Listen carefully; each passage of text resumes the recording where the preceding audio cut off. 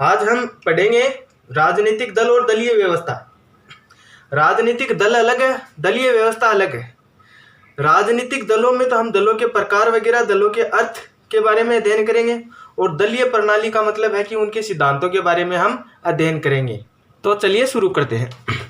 राजनीतिक दल और दलीय प्रणाली, यानी दल प्रणाली जो है जो लोकतंत्र है उसका एक महत्वपूर्ण लक्षण है। कौन सा?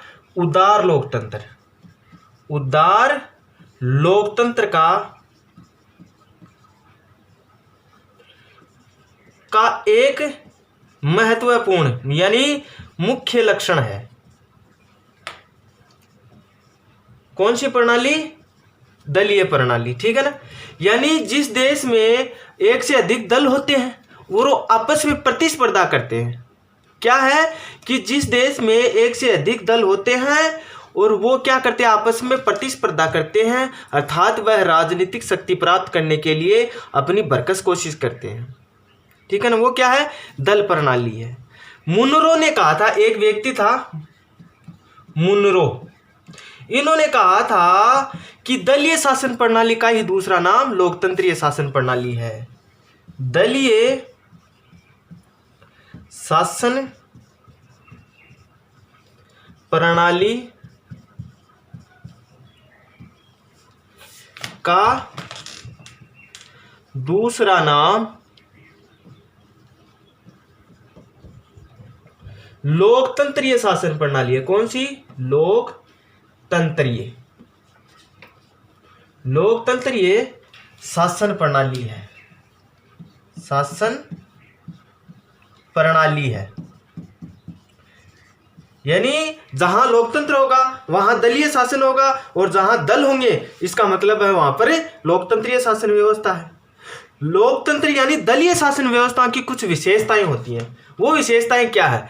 सबसे बड़ी विशेषता है कि ये दल होते हैं वो एक स्थायी संगठन होते हैं। क्या होते हैं? स्थायी संगठन होते हैं। दल क्या होते हैं? स्थायी रूप से संगठित होते हैं। इनका अलग एक संविधान होता है, इनके नियम होते हैं, ठीक है ना। दल हमेशा व्यापक हितों के बारे में सोचते हैं, व्यापक हितों को बढ़ावा देते हैं। हितों को बढ़ावा, जो दल हैं वो क्या करते हैं? व्यापक हितों को बढ़ावा देते हैं। इनके निश्चित नियम होते हैं और इसके स्पष्ट कार्यक्रम होते हैं, यानी निश्चित सिद्धांत होते हैं दलों का, और जो है स्पष्ट रूप से स्पष्ट कार्यक्रम होते हैं,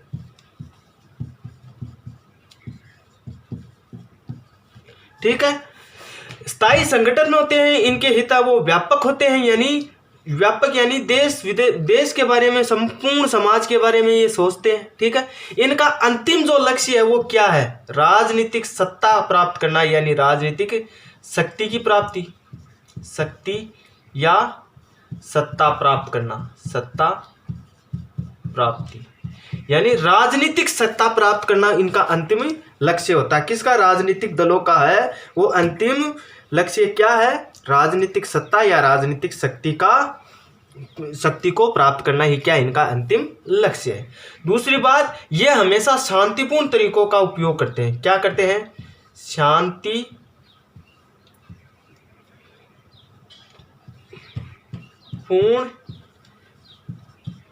साधनों का समर्थन,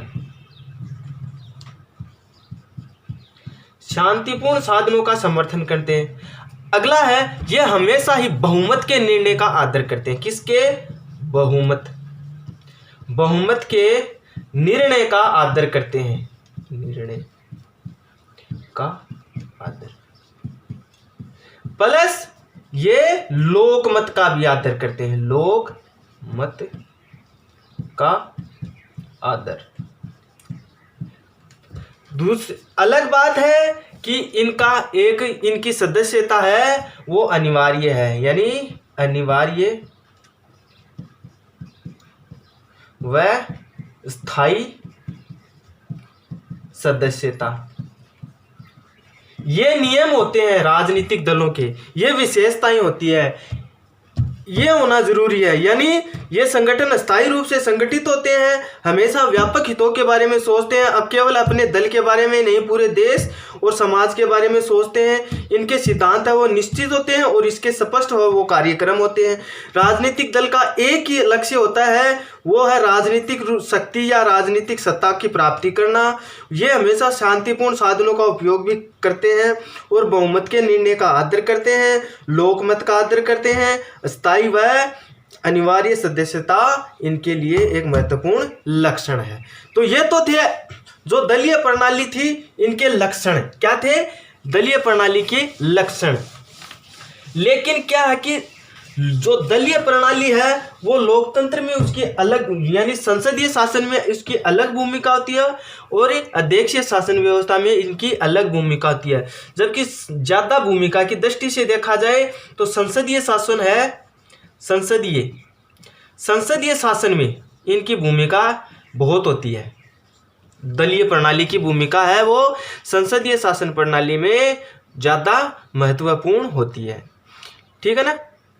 देखो, कहने का मतलब यह है कि भाई संसदीय शासन व्यवस्था का सबसे बड़ा गुण होता है, यही गुण है कि भाई जो कार्यपालिका है वो संसद के निचले सदन यानी लोक सदन या लोकसभा जो भी नाम है उनके प्रति क्या होते हैं, उत्तरदायी होते हैं।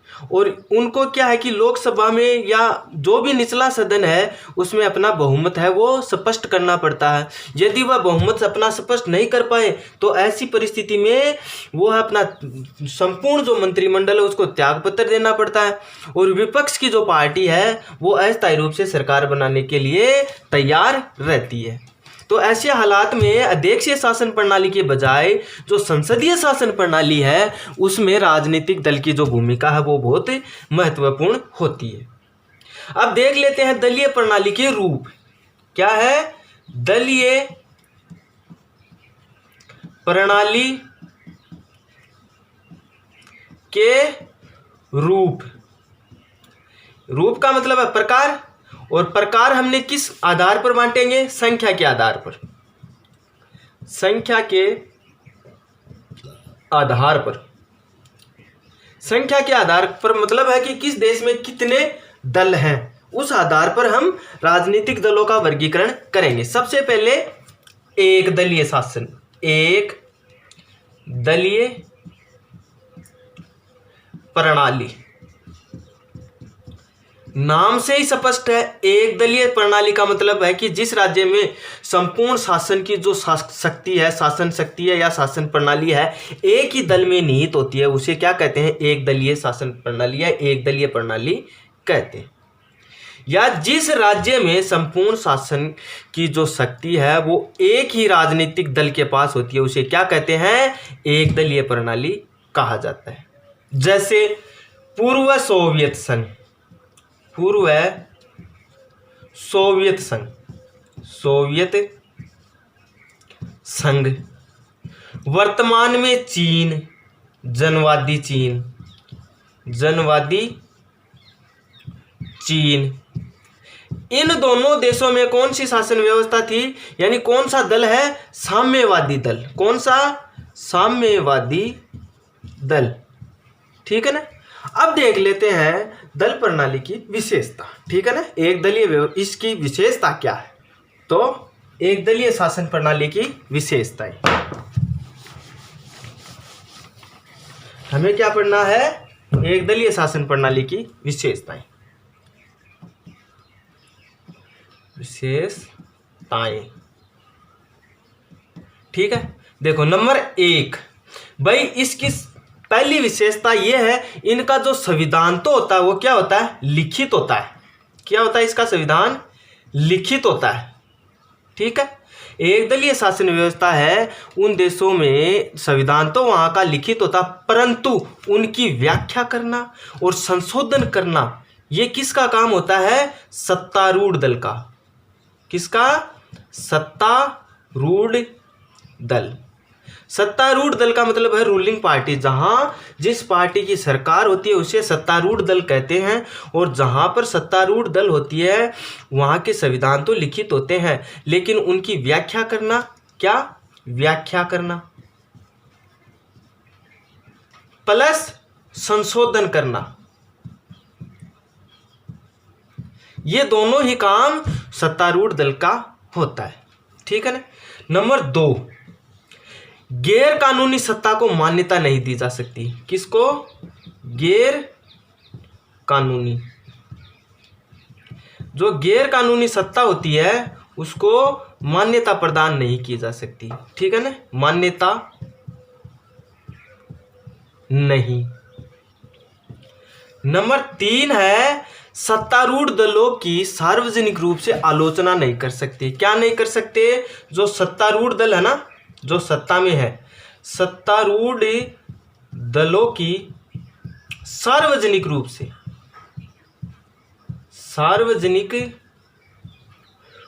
से आलोचना नहीं कर सकते आप, आलोचना नहीं। ठीक है।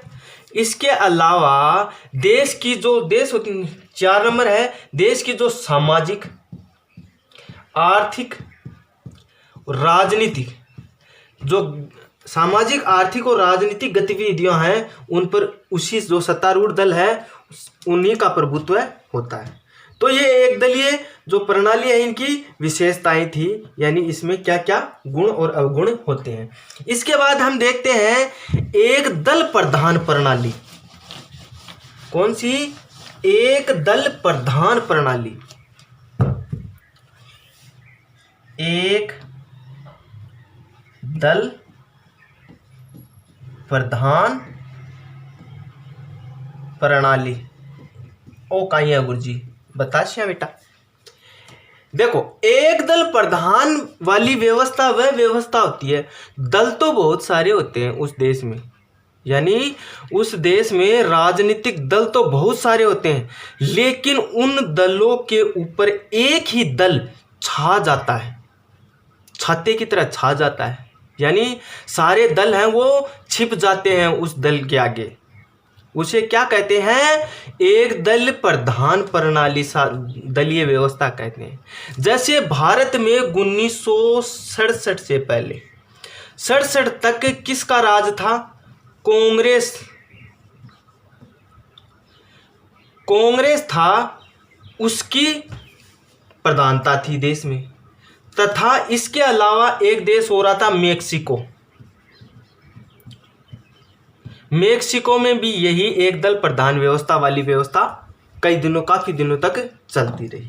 तो ये एक दल प्रधान व्यवस्था थी, यानी 1967 से तक हमारे देश में कांग्रेस का राज था, तो वो एक दल यानी कांग्रेस प्रधान व्यवस्था हो गई हमारे देश की।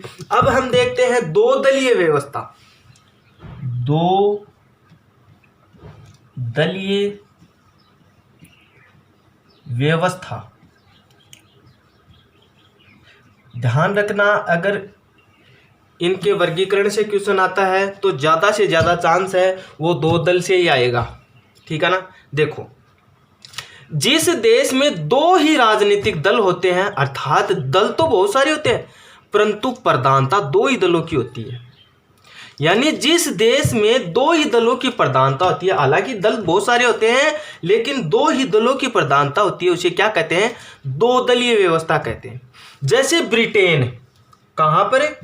ब्रिटेन है, यूके, वहां पर दो पार्टी है। ब्रिटेन में दो पार्टी है, अमेरिका में दो पार्टी है।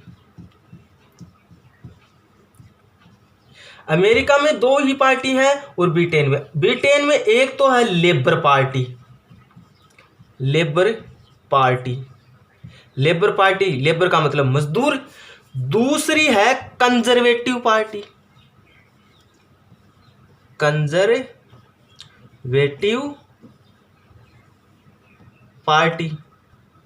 ठीक है, ये दो पार्टियां हैं ब्रिटेन में। ठीक है ना। अमेरिका में भी दो ही पार्टियां हैं, एक तो है डेमोक्रेटिक पार्टी। ठीक है ना। कौन सी पार्टी? एक तो है डेमोक्रेटिक पार्टी, दूसरी है रिपब्लिकन पार्टी। Democratic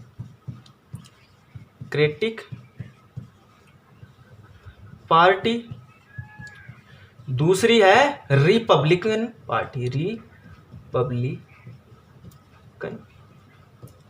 party. ये दो ही पार्टियां हैं, अमेरिका में 2 पार्टियां हैं और ब्रिटेन में 2 पार्टियां हैं। ब्रिटेन में लेबर पार्टी है एक तो, और दूसरी है कंजर्वेटिव पार्टी। अमेरिका में डेमोक्रेटिक पार्टी है और दूसरी है रिपब्लिक पार्टी। ठीक है ना। देखो, संसदीय शासन व्यवस्था में 2 दलीय प्रणाली सबसे उत्तम मानी जाती है। कौन सी शासन व्यवस्था में? संसदीय जो शासन व्यवस्था है इसके तहत सबसे उत्तम है कौन सी? 2 दलीय व्यवस्था। उत्तम 2 दलीय व्यवस्था होती है संसदीय शासन व्यवस्था में, क्योंकि अध्यक्षीय शासन व्यवस्था में जब तक चुनाव होते हैं तब तक ही उनका दलों का प्रभुत्व होता है, उसके बाद में दल का कोई महत्व नहीं रहता है। और कभी कभी तो देश में दल, किसी भी दल की पार्टी का प्रभुत्व होता है, जबकि राष्ट्रपति है वो किसी और पार्टी का ही होता है। कभी कभार ऐसा भी हो जाता है। तो संसदीय शासन व्यवस्था में 2 दलीय शासन व्यवस्था है वो सबसे उत्तम मानी जाती है। ठीक है ना। कौन सी सबसे उत्तम मानी जाती है? उत्तम इसलिए मानी जाती है क्योंकि सत्तारूढ़ दल है, जो सत्तारूढ़ दल होते हैं, जो सत्ता में होते हैं, उनकी जो विपक्ष की जो पार्टी है वो जनता के सामने उनकी कमियों को रखती है। ठीक है ना। यानी मजबूत विपक्ष होता है वहाँ पर, यानी उनकी कमियों को जनता के सामने लाता है, और जनता है वो राजनीतिक रूप से शिक्षित होती है। इसके अलावा यदि जो सत्तारूढ़ दल है कहीं पर भी उसकी सरकार गिरती है तो विपक्षी दल है सरकार बनाने के लिए, अस्थायी रूप से सरकार बनाने के लिए तैयार रहता है। तो इसलिए जो 2 दलीय शासन व्यवस्था सबसे उत्तम मानी जाती है। आई बात समझ में? देखो, अगला देते हैं बहुदलीय शासन व्यवस्था। कौन सी? बहुदलीय शासन। बहुदलीय का मतलब 2 या 2 से अधिक दल। संसदीय शासन व्यवस्था में 2 ही दल वाली व्यवस्था को उत्तम माना जाता है। ये बात स्पष्ट है, क्योंकि जहाँ पर 2 ही दल होते हैं वहाँ पर क्या होता है? सरकार है वो स्थायी बनती है। ठीक है ना। लेकिन बहुदलीय शासन व्यवस्था में 2 दल नहीं होते हैं। यानी जिस देश में 2 या 2 से अधिक दल और किसी राजनीतिक दल को स्पष्ट बहुमत मिलने की उम्मीद ना हो, तो ऐसी स्थिति में क्या कहेंगे? उस शासन प्रणाली को बहुदलीय शासन प्रणाली कहते हैं। यानी बहुत सारे दल होते हैं और उन दलों में किसी एक दल को स्पष्ट बहुमत नहीं मिलता है, तो ऐसी स्थिति पैदा होती है कि वहां पर मिलीजुली सरकार बनाने की नौबत आ जाती है। तो वहां पर क्या कहेंगे? उस देश की शासन व्यवस्था को हम बहुदलीय प्रणाली या बहुदलीय राजनीतिक शासन प्रणाली कहेंगे। उदाहरण के लिए जैसे स्वीडन, ठीक है। नंबर 2 है नॉर्वे, नंबर 3 है फ्रांस, नंबर 4 है इटली और नंबर 5 है भारत। इटली के बारे में तो यहां तक कहा जाता है कि जैसे ही सरकार बनती नहीं और उसके जो विपक्षी हैं वो उसके सरकार को गिराने की कोशिश में लग जाते हैं। तो इसीलिए 2 दलीय शासन व्यवस्था संसदीय शासन व्यवस्था के लिए सबसे उत्तम बताई जाती है। बहुदलीय शासन व्यवस्था है वो स्वीडन, नॉर्वे, फ्रांस, इटली और भारत में वर्तमान में है। ठीक है ना। अब हम देखेंगे, यहां वर्गीकरण तो हमने समझ लिया। अब हम देखते हैं कि भाई लोकतंत्र में जो दलीय शासन व्यवस्था है उसमें विपक्ष की भी कोई भूमिका होती है कि नहीं होती है? जो विपक्ष है उसकी भी कोई भूमिका है क्या नहीं है? अब हम देखेंगे लोकतंत्र में विपक्ष की भूमिका क्या गुरुजी? देखो कहीं आज के बता श्याम ध्यान सुनो करना तो समझ में आ जाओ। देखो भाई, संसदीय शासन व्यवस्था में सबसे उत्तम कौन सी शासन प्रणाली होगी? 2 दलीय है वो सबसे उत्तम होगी। जो यानी संसद, जहां पर संसदीय शासन व्यवस्था है उस देश में यदि 2 ही राजनीतिक दल हैं तो वहां पर वह है दलीय व्यवस्था क्या है? क्योंकि उत्तम है। क्योंकि जहां पर दो ही दल होंगे वहां सरकार क्या होगी, स्थायी सरकार बनेगी। क्या बनेगी, स्थायी सरकार। क्या बनती है, स्थायी सरकार बनती है। ठीक है, और अस्थायी सरकार के साथ ही मजबूत विपक्ष खड़ा हो जाता है। क्या होता है, मजबूत विपक्ष। ठीक है, विपक्ष द्वारा शासन की आलोचना की जाती है। जनता को, जो सरकार है उसकी कमियों को जनता के सामने लाया जाता है और उसे सचेत किया जाता है। यह काम कौन करता है, विपक्ष ही तो करता है। जनता के सामने जो सरकार की, वर्तमान सरकार की कमियों को सामने ला करके उनके सामने रखता है, तो इससे क्या होगा, जनता को राजनीतिक शिक्षा मिलेगी। ब्रिटेन में विपक्ष को महागरिमाई यानी निष्ठावान पक्ष का नाम दिया गया। ब्रिटेन में विपक्ष को क्या कहा गया है, महागरिमाई निष्ठावान पक्ष। निष्ठावान पक्ष की संज्ञा दी है। किसको, विपक्ष को। निष्ठावान विपक्ष की संज्ञा दी है। किसको, विपक्ष को। यदि सरकार कहीं पर गिर जाए तो ऐसी स्थिति में जो विपक्ष है वो क्या करती है, अस्थायी रूप से सरकार बनाने के लिए तैयार होती है। और इसीलिए विपक्ष को छाया मंत्रिमंडल की संज्ञा दी है। छाया मंत्रिमंडल। तो पूछ ले कि छाया मंत्रिमंडल की संज्ञा किसे दी है, वो है विपक्ष को। यानी विपक्ष को छाया मंत्रिमंडल की संज्ञा दी गई है। क्योंकि जो विपक्ष है, जैसे ही सरकार, जो सत्तारूढ़ सरकार है, सत्तारूढ़ दल है, यदि वह बहुमत साबित नहीं कर सकता या सरकार गिर जाती है, तो ऐसी परिस्थिति में अस्थायी रूप से विपक्ष है वो सरकार अपनी सरकार बनाने के लिए तैयार रहता है। ठीक है ना। तो इसलिए इसको क्या कहा जाता है, छाया मंत्रिमंडल की संज्ञा दी है। किसको, विपक्ष को। तो ये तो थे यानी लोकतंत्र के पक्ष में भूमिका। अब हम पढ़ेंगे सबसे इंपॉर्टेंट लोकतंत्र के सिद्धांत। जो लोकतंत्र में दलीय शासन व्यवस्था है उनके सिद्धांत। तो 4 सिद्धांत पढ़ने, 4 ही सिद्धांत ज़्यादा इंपॉर्टेंट है और इन चारों को ही हमको पढ़ना है। देखो, नंबर 1 पर हम पढ़ेंगे लेनिन का सिद्धांत। किसका, लेनिन का सिद्धांत। नंबर 2 है, उसके बाद हम पढ़ेंगे मिशेल्स का, मिशेल का सिद्धांत। नंबर 3 पर पढ़ेंगे दुवर्जर का सिद्धांत। ठीक है, दुवर्जर बोल दो या दूजर बोल दो, एक ही बात है, कोई बात नहीं। नंबर 4 पढ़ेंगे साटोरी। इसको सारटोरी भी बोल सकते हैं या कई किताबों में इसको साटोरी भी कहते हैं। इन 4 लोगों के सिद्धांत, इन्होंने क्या सिद्धांत दिए हैं उनके बारे में पढ़ेंगे। हम पढ़ रहे हैं पहले लेनिन का सिद्धांत। लेनिन का सिद्धांत क्या, देखो लेनिन ने क्या कहा था। लेनिन, पहली बात तो ये कि मार्क्सवादी परंपरा का सबसे प्रसिद्ध विचारक माना जाता है। कौन सी विचारधारा का, मार्क्सवादी। मार्क्सवादी विचारधारा का समर्थक है। ठीक है, पहली बात तो ये हो गई।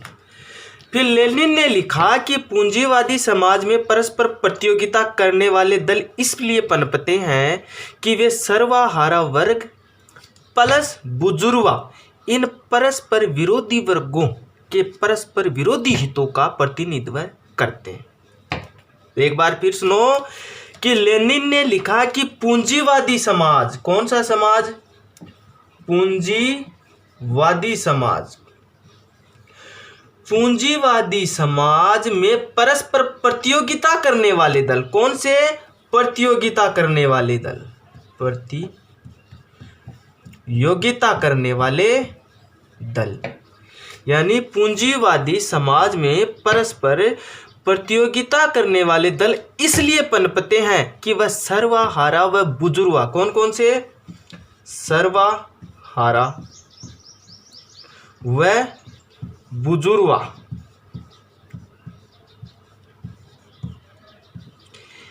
इन में परस्पर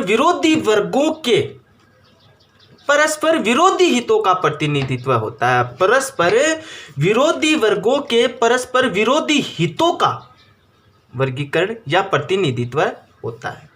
ठीक है, बात इतनी समझ में आ गई कि भाई लेनिन ने लिखा कि पूंजीवादी समाज में परस्पर प्रतियोगिता करने वाले दल इसलिए पनपते हैं क्योंकि वे सर्वहारा व बुजुर्गा इन परस्पर विरोधी वर्गों के परस्पर विरोधी हितों का प्रतिनिधित्व करते हैं। क्या करते हैं? विरोधी हितों का प्रतिनिधित्व करते हैं।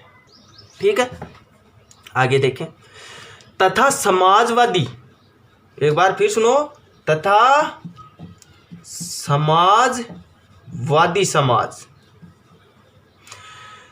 समाजवादी समाज में प्रतियोगिता की कोई गुंजाइश नहीं होती है। क्या नहीं होती है? समाजवादी समाज में प्रतियोगिता की, समाजवादी समाज में प्रतियोगिता की कोई गुंजाइश नहीं होती है।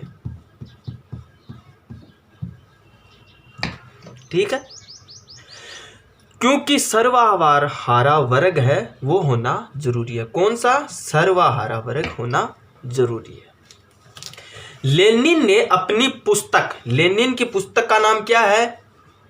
What is to be done. पूछ लिया जाए कि लेनिन की पुस्तक का क्या नाम है, तो what is to be done. इस पुस्तक में तर्क दिया किसने? लेनिन ने, कि मजदूरों में वर्ग चेतना बाहर से लाई जा सकती है।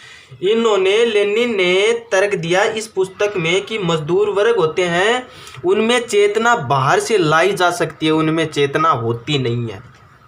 ठीक है ना, कि चेतना है वो बाहर से लाई जा सकती है, स्वयं अपने आप इसमें चेतना नहीं आती। अर्थात ये चेतना आर्थिक संघर्ष के क्षेत्र से नहीं, ठीक है ना, कौन से क्षेत्र से नहीं? आर्थिक संघर्ष से नहीं, बाहर से ही लाई जाएगी। तो चेतना कहाँ से आएगी? आर्थिक क्षेत्र के नहीं आएगी, आर्थिक क्षेत्र से नहीं आएगी, बल्कि कहाँ से आएगी? चेतना बाहर से ही आएगी। लेनिन ने कहा कि लेनिन ने एक तो मजदूर संघ चेतना, कौन सा? मजदूर संघ चेतना। कौन सी चेतना? एक तो मजदूर संघ चेतना और एक सामाजिक लोकतंत्र संघ चेतना। सामाजिक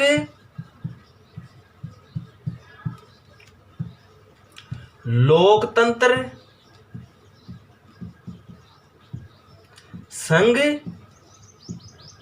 चेतना, इन दो की बातें करता, दो संगठन के बारे में बातें करता, मजदूर संघ चेतना और सामाजिक लोकतंत्र संघ चेतना। ठीक है, इनमें अंतर करते हुए विचार रखा कि कामगारों में मजदूर संघ चेतना तो आ जाएगी। कौन सी? जो कामगार है, जो मजदूर वर्ग है, उनमें मजदूर संघ चेतना तो आ जाएगी अपने आप ही। कौन सी? मजदूरों में आपसी संगठन है वो चेतना तो आ जाएगी, लेकिन सामाजिक लोकतंत्र संघ चेतना है वो बाहर से ही विकसित करनी पड़ेगी। क्या करनी पड़ेगी? वो बाहर से ही विकसित करनी पड़ेगी। और वो काम किसका है? वो काम है राजनीतिक दल का। जो मजदूर संघ चेतना है वो तो अपने आप मजदूरों कामगारों में आ जाएगी, लेकिन सामाजिक लोकतंत्र संघ चेतना है वो लाने का काम कौन करेगा? वो राजनीतिक दल करेगा। यानी इस चेतना का विकसित करने का काम किसका है? राजनीतिक दल का है। और वो राजनीतिक दल कौन सा होगा? साम्यवादी दल। कौन सा होगा? साम्यवादी दल। कि मतलब मजदूर संघ चेतना है वो अपने आप आ जाएगी, और जो सामाजिक लोकतंत्र संघ चेतना है वो दल के द्वारा ही विकसित की जा सकती है, और वो दल कौन सा है? साम्यवादी दल है, वो लेकर के आएगा। ठीक है, यहां तक बात क्लियर। देखो 1905 में, कब? 1905 में किसने? लेनिन ने। 1905 में लेनिन ने दलीय संगठन के सिद्धांत का निरूपण करते हुए, किसका? दलीय संगठन के सिद्धांत का निरूपण करते हुए एक सिद्धांत दिया था, उसका नाम था लोकतंत्र केंद्रवाद। लोकतंत्रीय केंद्रवाद, इसका निरूपण किया। इस सिद्धांत का वेरी वेरी मोस्ट है भाई, ये पूछ लिया जाए कि लोकतंत्र केंद्रवाद का सिद्धांत है वो किसने दिया, तो लेनिन ने दिया। यानी लोकतंत्रीय केंद्रवाद शब्द का प्रयोग किसने किया था, तो लेनिन ने किया था। किसने किया था? लेनिन ने किया था। क्या? लोकतंत्रीय केंद्रवाद शब्द का प्रयोग। इसका अर्थ था कि नेतृत्व कौन करेगा, इसका निर्णय चुनाव द्वारा किया जाएगा। लोकतंत्रीय केंद्रवाद का मतलब है कि नेतृत्व कौन करेगा, और ये नेतृत्व करने का जो निर्णय है किसके द्वारा होगा, चुनाव के द्वारा होगा। किसके द्वारा होगा? चुनाव के द्वारा होगा। आई बात समझ में? फिर नेतृत्व कामगारों के प्रति उत्तरदायी होगा, और वो नेतृत्व क्या होगा, चुनाव द्वारा नेतृत्व तय होगा, और वो नेतृत्व किसके प्रति उत्तरदायी होगा, कामगारों के प्रति। किसके? कामगारों के प्रति उत्तरदायी होगा। तथा सिद्ध ना होने पर नेतृत्व पद है वो हटा दिया जाएगा। यानी कामगारों के प्रति यदि वो नेतृत्व सिद्ध नहीं होता है तो उस नेतृत्व को क्या कर दिया जाएगा, उस पद से हटा दिया जाएगा। लेनिन का मानना है कि पूंजीवादी की समाप्ति व सर्वहारा वर्ग का अधिनायक तंत्र की स्थापना हो जाएगी, और जो श्रम है वो देश में अनिवार्य लागू कर दिया जाएगा। यानी पूंजीवाद की समाप्ति। किसकी? पूंजीवाद की समाप्ति और सर्वहारा वर्ग का अधिनायक तंत्र। सर्वहारा वर्ग, सर्वहारा वर्ग का अधिनायक तंत्र, अधिनायक तंत्र, इसकी स्थापना होगी। और श्रम यानी काम यानी मजदूरी, वो क्या हो जाएगा, अनिवार्य कर दिया जाएगा। तो ये था लेनिन का सिद्धांत। मैंने समझाने की भरकस कोशिश की है। आगे देखते हैं दूसरा सिद्धांत। तो लेनिन क्या चाहता है कि सर्वहारा वर्ग की स्थापना और पूंजीवादी वर्ग की समाप्ति। तो ये हो गया लेनिन का सिद्धांत। ठीक है, अब हम पढ़ेंगे मिशेल्स का सिद्धांत। किसका? मिशेल्स।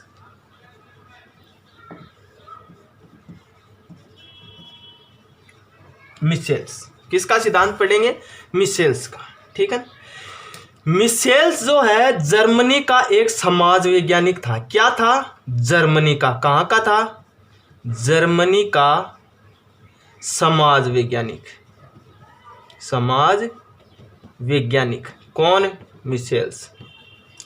ठीक है, मिशेल्स जो था वो जर्मनी का एक समाज वैज्ञानिक था। इन्होंने 1911 में एक पुस्तक लिखी। कब? 1911 में। ठीक है, ये डेट इसलिए लिख रहा हूं क्योंकि एक ही नाम की कई पुस्तकें हैं। इसकी पुस्तक का नाम था पॉलिटिकल पार्टीज। पॉलिटिकल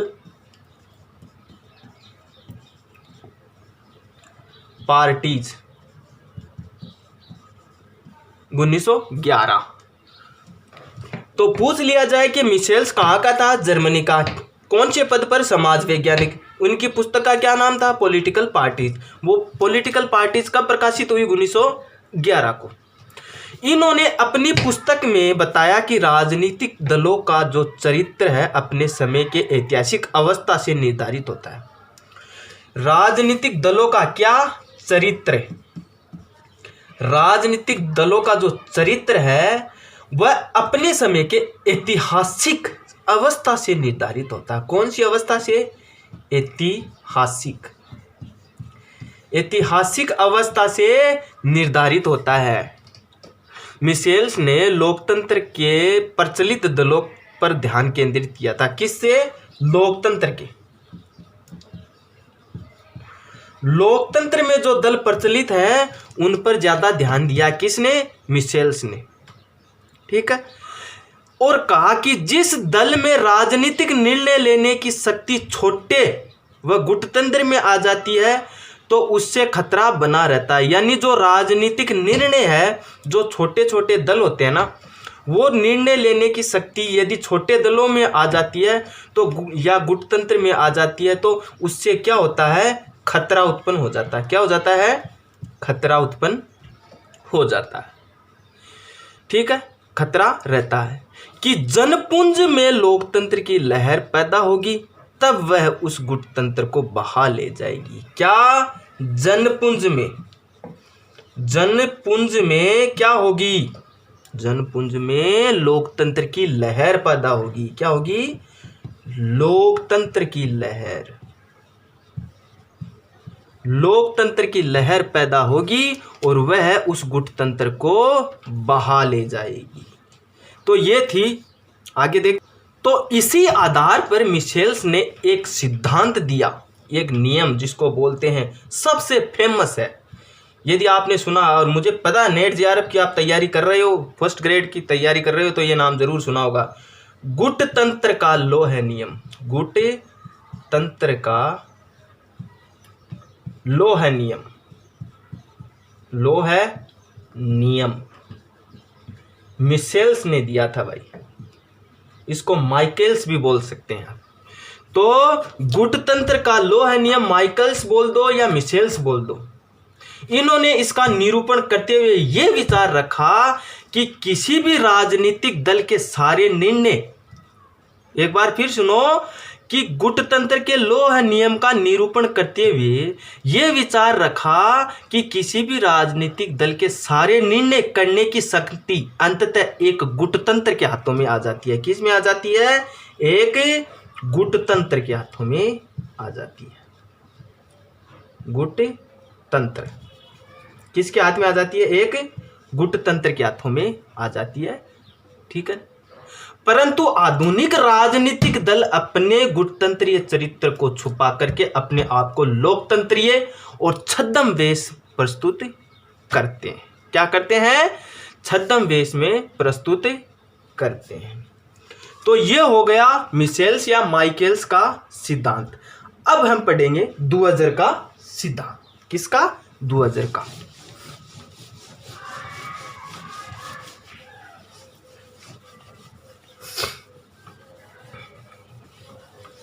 देखिए किसका पढ़ना हमको? दुअजर का सिद्धांत। किसका पढ़ना हमको? दुअजर का सिद्धांत। देखो दुअजर क्या है। देखो भाई, दुअजर जो निवासी तो था फ्रांस का, यानी फ्रांस का एक राजनीतिक वैज्ञानिक था। राजनीतिक वैज्ञानिक, फ्रांसीसी राजनीतिक वैज्ञानिक था। इन्होंने अपनी पुस्तक लिखी पॉलिटिकल पार्टीज। कौन सी? Political parties. तो भाई जो मिशेल्स की जो पुस्तक थी पॉलिटिकल पार्टीज, वो तो लिखी गई थी 1911 में और ये लिखी गई है 1955 में। ध्यान रखना कि वो जो मिशेल्स की जो पुस्तक है वो तो लिखी गई थी 1911 में और ये लिखी गई है 1955 में। तो इन्होंने अपनी पुस्तक में बताया कि कुछ दल संसद के भीतर जन्म लेते हैं। क्या करते हैं? कुछ दल कहां पर लेते हैं? संसद के अंदर। ठीक है ना। कुछ संसद के अंदर जन्म लेते हैं और कुछ संसद के बाहर जन्म लेते हैं। ठीक है ना। तो संसद के बाहर जन्म लेते हैं उनमें केंद्रीकरण की प्रवृत्ति अधिक होती है। जो संसद के बाहर जो जन्म लेते हैं उसमें क्या होती है? केंद्रीकरण की प्रवृत्ति अधिक होती है। केंद्रीकरण। कुछ दल तो है वो संसद के अंदर जन्म लेते हैं और कुछ दल है वो संसद के बाहर जन्म लेते हैं, और जो संसद के बाहर जन्म लेते हैं उनमें केंद्रीकरण की प्रवृत्ति है वो अधिक होती है। ठीक है। साथ ही इनका अनुशासन भी कठोर होता है। तो अनुशासन कैसा होता है? बाहर वालों का कठोर, ठीक है। केंद्रीकरण की प्रवृत्ति अधिक होती है और उनका अनुशासन भी कठोर होता है, क्योंकि वह अपने सदस्यों पर विशाल संगठन द्वारा नियंत्रण रखते हैं। किसके द्वारा? विशाल संगठन द्वारा, विशाल संगठन द्वारा नियंत्रण रखते हैं, नियंत्रण रखते हैं, ठीक है। क्योंकि ये अपने सदस्यों पर विशाल संगठन द्वारा क्या रखते हैं? नियंत्रण रखते हैं। जिस दल का संसद के जन्म संसद के भीतर होता है, उनके कार्य में जिस दल है, जो दल है उसका संसद के भीतर यदि जन्म होता है, उनके कार्य में बाहर की संस्थाएं हस्तक्षेप करने लगती है। संसद के जो अंदर, कहाँ पर? संसद के अंदर यदि कोई दल का जन्म हुआ है तो जो बाहर की जो संस्थाएं हैं वो क्या करती है? जो अंदर जन्म हुआ है उस दल के ऊपर अपना हस्तक्षेप करती रहती हैं। जैसे कामगार संघ, उदाहरण पत्रकार संघ आदि क्या है? इनके लक्ष्य की पूर्ति ज़्यादा प्रभावशाली सिद्ध होती है, क्योंकि सत्ता पर इनकी सीधी पहुंच होती है। किसकी? ये जो संगठन है इनकी, पत्रकार है, कामगार है, इन पर किसकी पहुंच होती है? सीधी सत्ता पर, ठीक है ना। अब देखेंगे भाई 2000 के वर्गीकरण को देखेंगे। तो 2000 का वर्गीकरण है वो मित्रों अगले लेसन में पढ़ेंगे।